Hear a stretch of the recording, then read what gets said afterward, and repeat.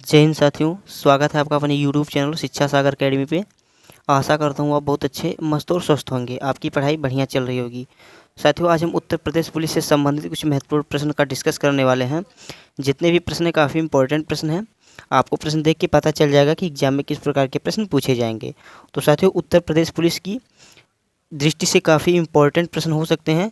तो आपसे विनती है कि आप वीडियो को बिना स्किप किए वीडियो को पूरा देखिएगा, क्योंकि जितने प्रश्न हैं प्रीवियस ईयर एग्जाम में प्रश्न पूछे गए हैं।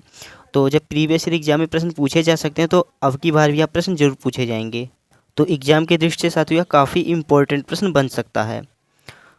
तो जितने भी स्टूडेंट चैनल पर नए हैं उनसे विनती है कि आप चैनल को सब्सक्राइब करके बेल आइकन को ऑन कर दीजिए। साथ ही इस वीडियो का लिंक अपने दोस्तों के पास शेयर करना मत भूलिएगा। जितने भी आपके यार दोस्त उत्तर प्रदेश पुलिस एग्जाम की तैयारी कर रहे हैं उनके लिए यह वीडियो काफ़ी इंपॉर्टेंट हो सकती है। तो चलिए अब हम बिना किसी देरी के समय को गंवाए हुए प्रश्न की ओर बढ़ते हैं। साथियों, आपको स्क्रीन पर प्रश्न नंबर 1 दिख रहा होगा। प्रश्न है, उत्तर प्रदेश पुलिस के किस शहर को उत्तर भारत का मैनचेस्टर कहा जाता है? काफ़ी अच्छा प्रश्न साथियों, काफ़ी इंपॉर्टेंट प्रश्न है। प्रश्न है, उत्तर प्रदेश के किस शहर को उत्तर भारत का मैनचेस्टर कहा जाता है? साथियों, यह उत्तर प्रदेश पुलिस एग्जाम की दृष्टि से नहीं, यदि आप इंडिया में कोई भी एग्जाम की तैयारी करें, यह उस एग्जाम के लिए भी काफ़ी इंपॉर्टेंट प्रश्न बन सकता है। तो साथियों, उत्तर प्रदेश के किस शहर को उत्तर भारत का मैनचेस्टर कहा जाता है? तो साथियों, कानपुर को कहा जाता है। किसे कहा जाता है? तो कानपुर को उत्तर भारत का मैनचेस्टर कहा जाता है।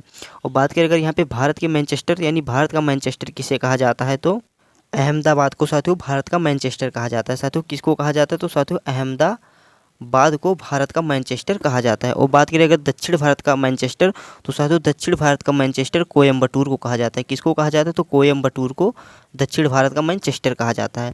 लेकिन यहाँ पे प्रश्न था, उत्तर प्रदेश के किस शहर को उत्तर भारत का मैनचेस्टर कहा जाता है? यानी उत्तर भारत का मैनचेस्टर किसे कहते हैं?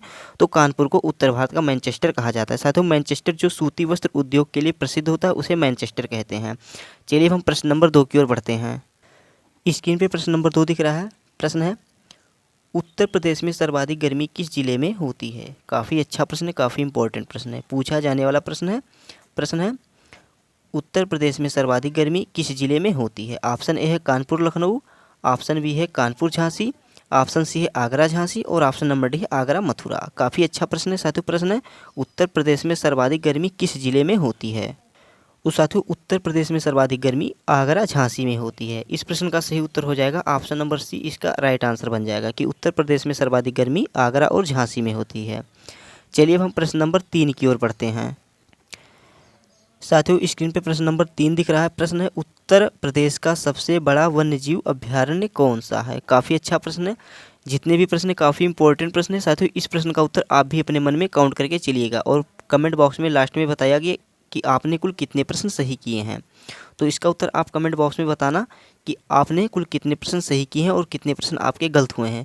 तो वीडियो के साथ साथ आप भी इसका उत्तर अपने मन में काउंट करके चलिएगा।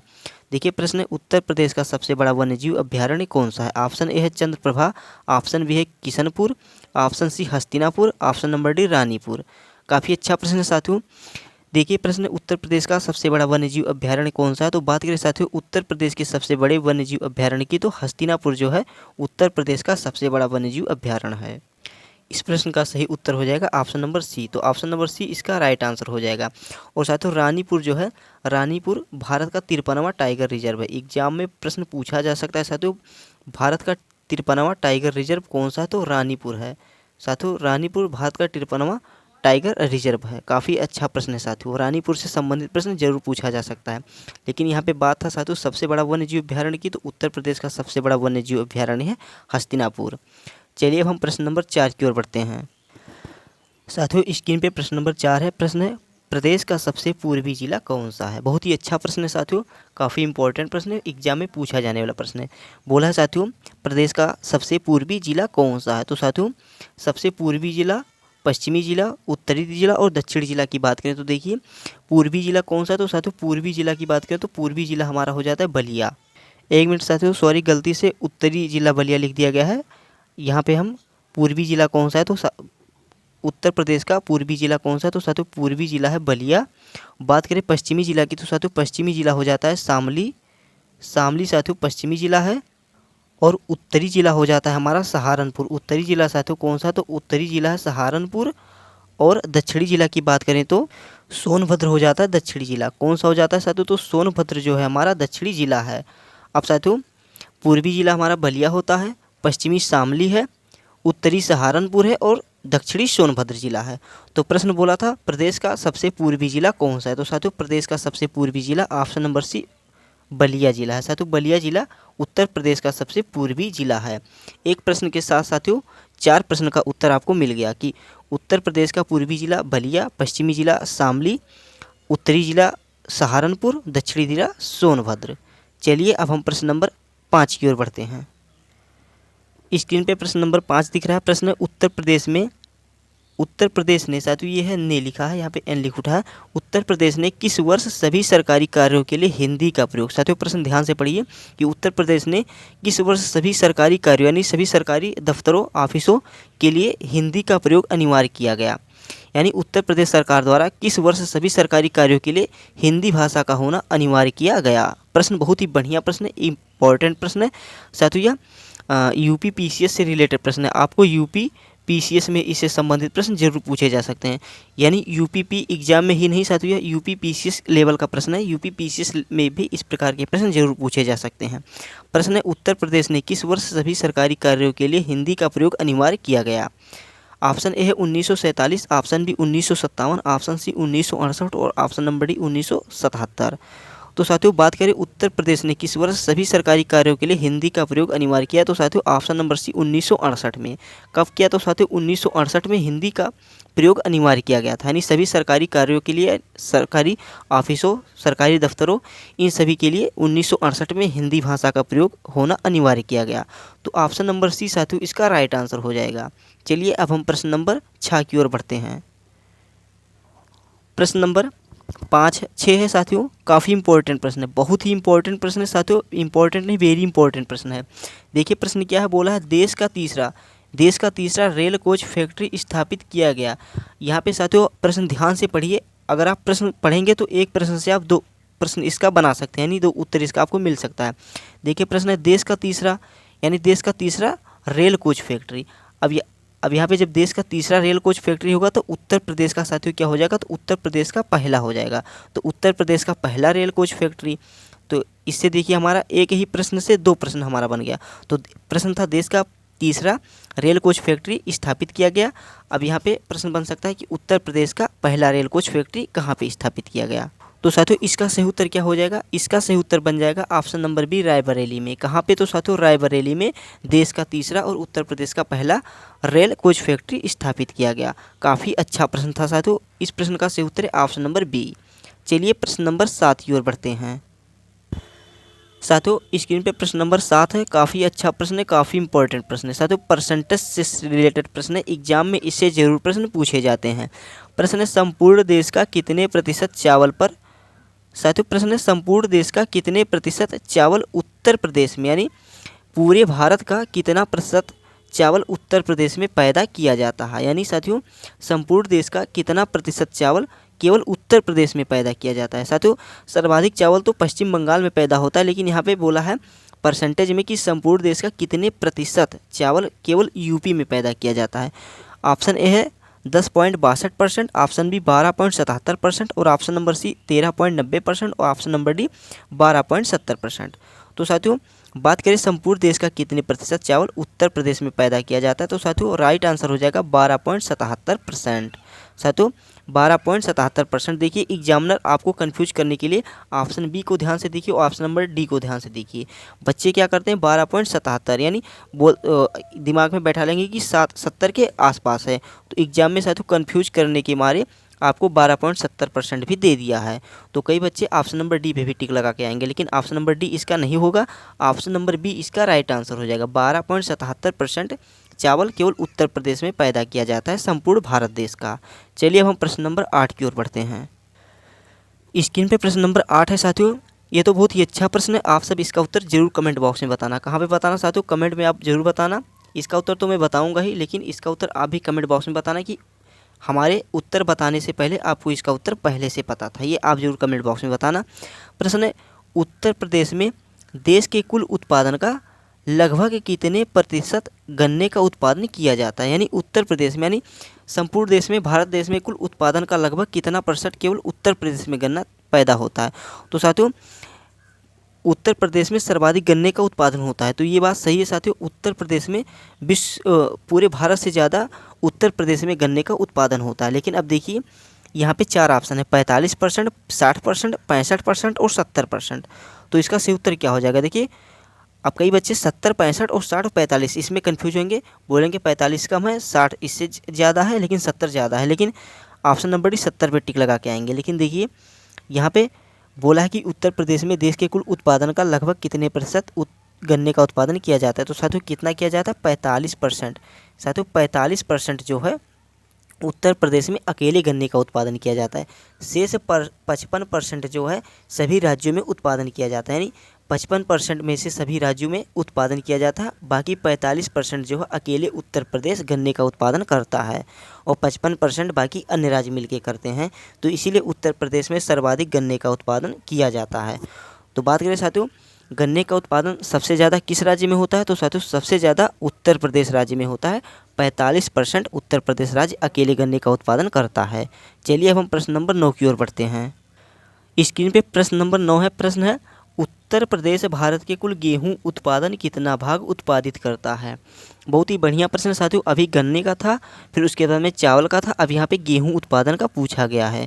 तो देखिए गेहूं उत्पादन का कितना भाग उत्पादित करता है। काफ़ी अच्छा प्रश्न है साथियों, एग्जाम से रिलेटेड बहुत ही महत्वपूर्ण प्रश्न बन सकता है कि उत्तर प्रदेश भारत के कुल गेहूं उत्पादन का कितना भाग उत्पादित करता है।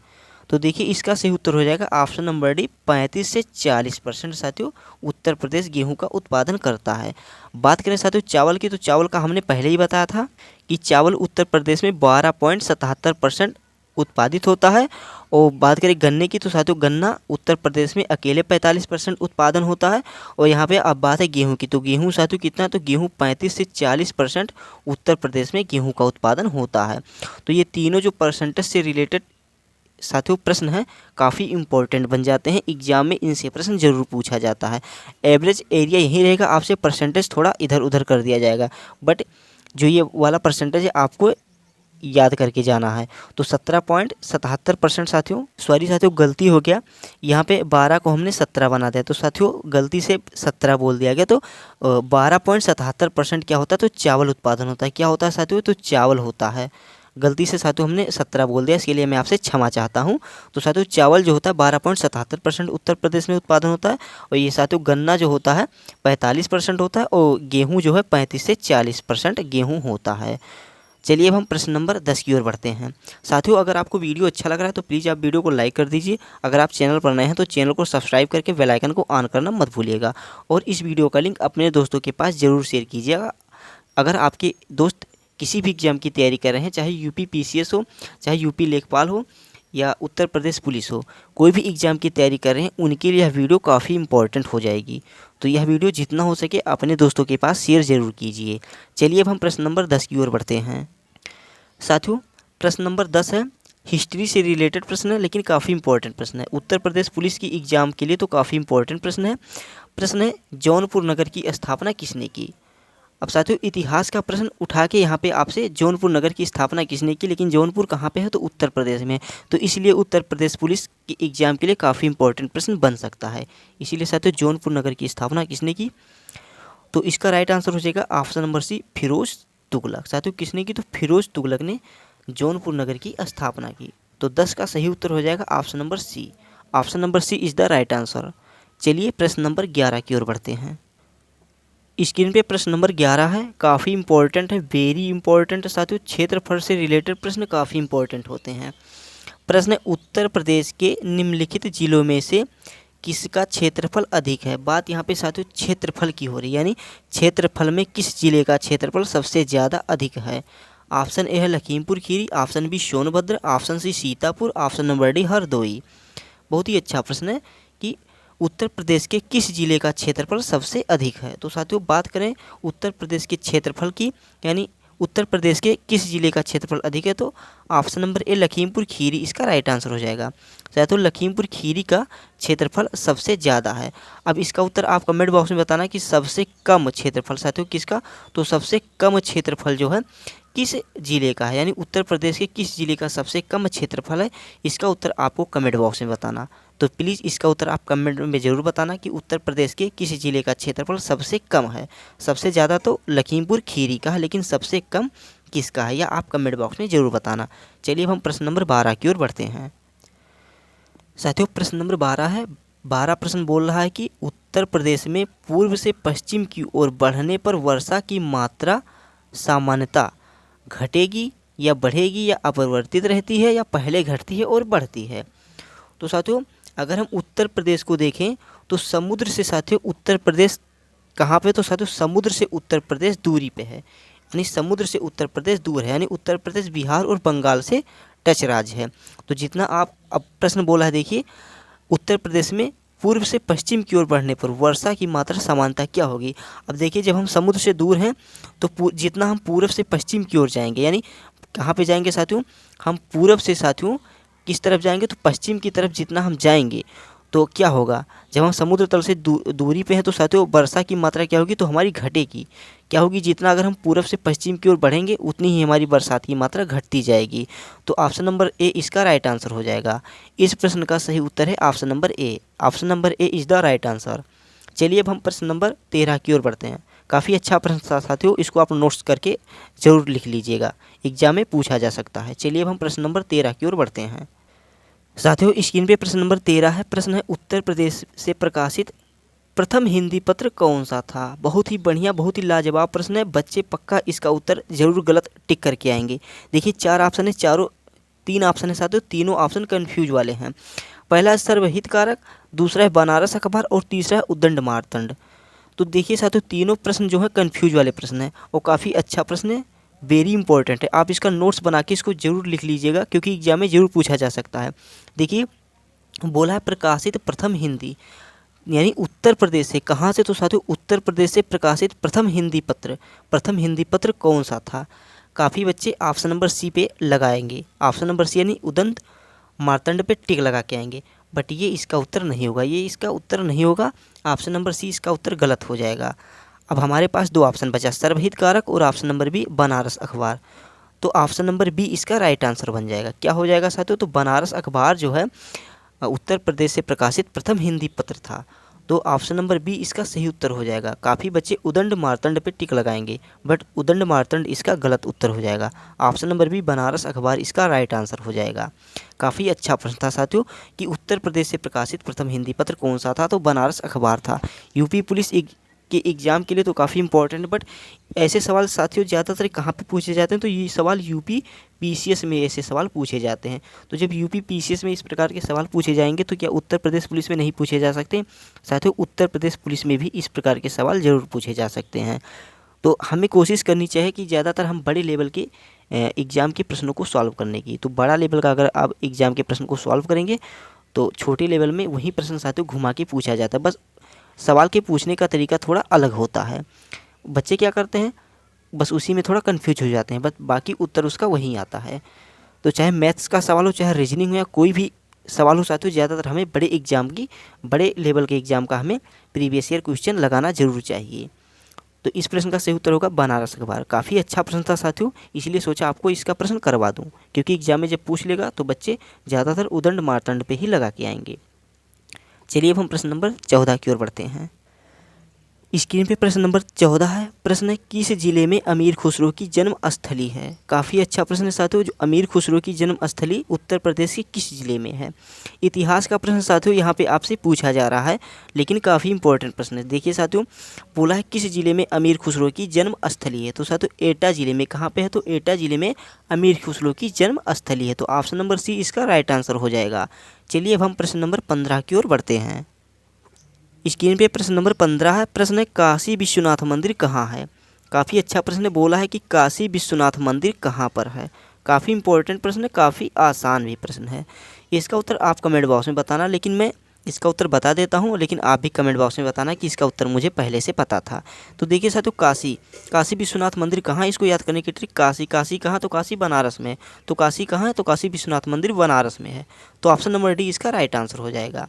चलिए प्रश्न नंबर 16 की ओर बढ़ते हैं। प्रश्न नंबर 16 है, कितना लाजवाब प्रश्न है साथियों। 16 प्रश्न है कि मोती झील, प्रश्न ध्यान से पढ़िए, बोला है मोती झील उत्तर प्रदेश के किस जिले में है। साथियों मोती झील जो है उत्तर प्रदेश के किस जिले में है? काफ़ी इंपॉर्टेंट प्रश्न है। तो देखिए मोती झील जो है साथियों उत्तर प्रदेश के कानपुर में है। तो कानपुर में है साथियों कौन सा? तो मोती झील उत्तर प्रदेश के कानपुर जिले में है। तो ऑप्शन नंबर बी इसका राइट आंसर हो जाएगा। बहुत ही बढ़िया प्रश्न है साथियों, काफ़ी अच्छा प्रश्न था साथियों।